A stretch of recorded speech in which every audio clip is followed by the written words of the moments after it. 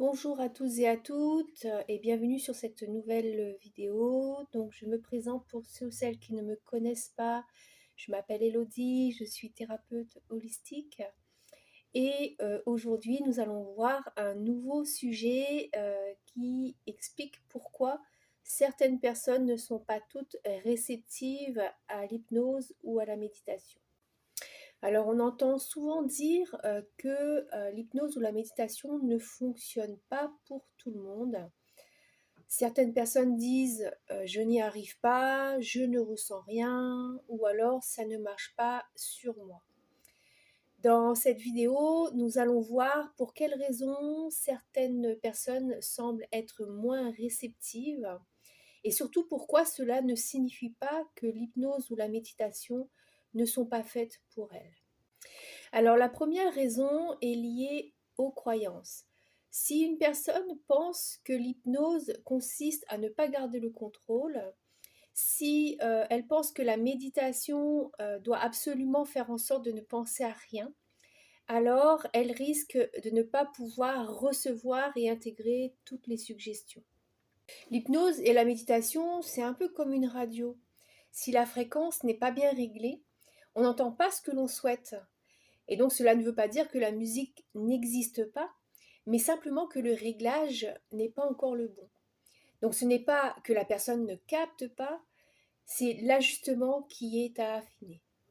Notre cerveau n'arrête pas de penser en permanence et il se dit est-ce que je fais bien? Est-ce que ce que je le ressens correctement? Et cette attente de résultat ne permet pas de lâcher prise, chose qui est pourtant essentielle dans toutes ces pratiques. Dire que je n'y arrive pas après une première méditation, c'est comme dire je ne suis pas sportif après avoir fait 10 pompes. La réceptivité se développe avec la pratique. Certaines personnes ont un mental très actif, très rationnel. Elles ont besoin de comprendre, d'analyser, de maîtriser tout ce qui se passe. Or, l'hypnose et la méditation fonctionnent justement quand on accepte de ne pas tout contrôler. Plus on essaye de bien faire, et moins on arrive à lâcher ce mental. Et moins on accède donc à l'état modifié de conscience. L'hypnose n'essaye jamais d'ouvrir une porte qui ne veut pas s'ouvrir.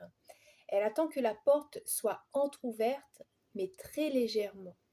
La sécurité intérieure est la condition de l'ouverture. Une autre raison fréquente est un système nerveux en hypervigilance. Les personnes qui ont vécu du stress chronique, des traumatismes ou une surcharge émotionnelle peuvent ne pas être capables de se détendre correctement. Avant de planter, la terre a parfois besoin de repos. Certaines personnes ont d'abord besoin de se mettre en sécurité avant d'entrer dans un travail intérieur profond. Le rythme intérieur est essentiel. Le corps reste en mode protection. Dans cet état, il est beaucoup moins évident de rentrer en hypnose ou en méditation. Non pas parce que vous n'en êtes pas capable, mais par mécanisme de survie. Beaucoup de personnes pensent que si elles ne sentent rien de spectaculaire, alors ça ne marche pas. Or, l'hypnose et la méditation peuvent être très subtiles. Parfois, les effets se manifestent sur le tard. Un apaisement progressif, une meilleure clarté mentale, un changement de réaction émotionnelle. Ce n'est pas toujours immédiat ni spectaculaire. Enfin, toutes les formes d'hypnose ou de méditation ne conviennent pas non plus à tout le monde. Certaines personnes ont besoin de mouvements, de visualisation, de respiration ou d'approches beaucoup plus corporelles. Ne pas être réceptif à une méthode ne signifie pas ne pas être réceptif du tout. Si vous portez des lunettes qui ne sont pas à votre vue, alors vous ne verrez pas clair. Cela ne veut pas dire que vous n'êtes pas capable de voir, mais que la correction n'est pas la bonne. Il faut parfois changer d'approche plutôt que dire des choses qui ne sont pas comprises. En réalité, il n'y a pas de personnes non réceptives, mais des personnes qui ont peut-être besoin de plus de sécurité, de compréhension, d'une approche adaptée à leur fonctionnement. L'hypnose et la méditation sont des compétences qui s'apprennent et non des dons réservés à quelques-uns. Donc si vous vous êtes reconnu dans cette vidéo, pensez surtout à commenter ou à partager votre expérience sur le sujet. Et rappelez-vous d'une chose, le chemin vers soi est unique pour chacun d'entre nous.